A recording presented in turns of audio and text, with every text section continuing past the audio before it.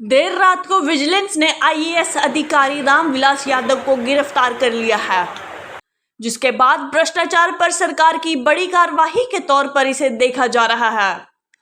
वहीं कांग्रेस ने यादव के बहाने सरकार पर निशाना साधा है। कांग्रेस के प्रदेश उपाध्यक्ष मथुरा दत्त जोशी का कहना है कि जीरो टॉलरेंस की सरकार में अधिकारियों के ऊपर बैठने वाले मंत्रियों के बीच जांच होनी चाहिए। बिना शय के कोई भी भ्रष्टाचार नहीं पनप सकता।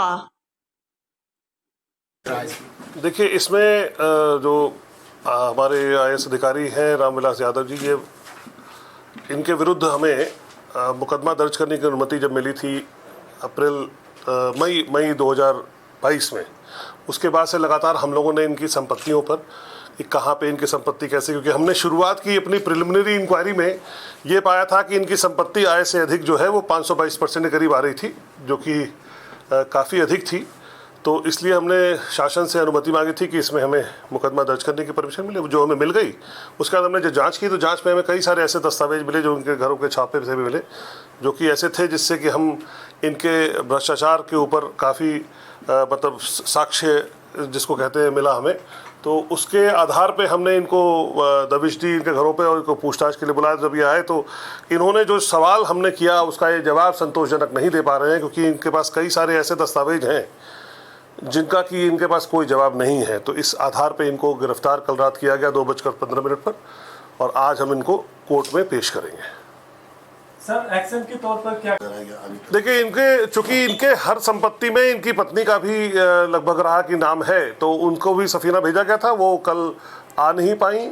यद्यपि इनको जो निर्देश था कि इसमें सारे दस्तावेज के साथ ये माननीय उच्च न्यायालय का निर्देश था कि सारे दस्तावेज के साथ ये विजिलेंस हेडक्वार्टर में उपलब्ध होंगे, ये कोई दस्तावेज लेकर नहीं आए थे और सभी बातों पर इन्होंने अपनी पत्नी का नाम देकर टालते रहे कि सब उनको वो बताएंगी, उनसे पता लगेगा। तो ऐसा लगता है कि ये कहीं ना कहीं कुछ चीज़ों को बहुत गंभीर रूप से छिपा रहे हैं।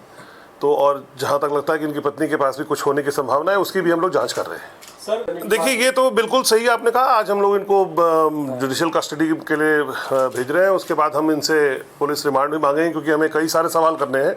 अभी हमारी इन्वेस्टिगेशन जो हुई है वो हमारे स्तर से बहुत सारी चीज़ें मिली हैं, बहुत सारी ऐसे दस्तावेज मिले जिनसे इनका जवाब बहुत आवश्यक है, उसका प्रूफ देना इनको बहुत आवश्यक है कि वो उन्होंने कैसे अर्जित किया और किस तरह से अर्जित किया। जैसे आपने अकाउंट तो इनका फ्रीज होगा ही, हम लगभग बताया मैंने, 6 अकाउंट की बात की, ये फ्रीज करेंगे। साथ में जो संपत्तियां उनकी हम जांच कर ही रहे हैं। देखते हैं इसके बाद जो भी हमारी जो इन्वेस्टिगेशन में जो चीज़ आएगा वो हम लोग साथ साथ करते रहेंगे।